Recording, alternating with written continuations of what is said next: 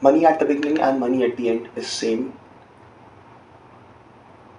So let us write the ratio of the money with these three people at the beginning, which is 7 is to 6 is to 5, and at the end the ratio becomes 6 is to 5 is to 4. To make calculation simpler, I assume that total money involved is 90x. So at the beginning, the money with these three people is 35x, 30x, and 25x. And at the end, the money with these three people is 36x, 30x, and 24x.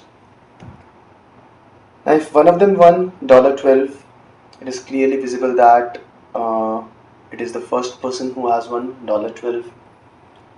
So 35x at the beginning and 36x at the end. So he has won X amount of money, which is given equal to as 12.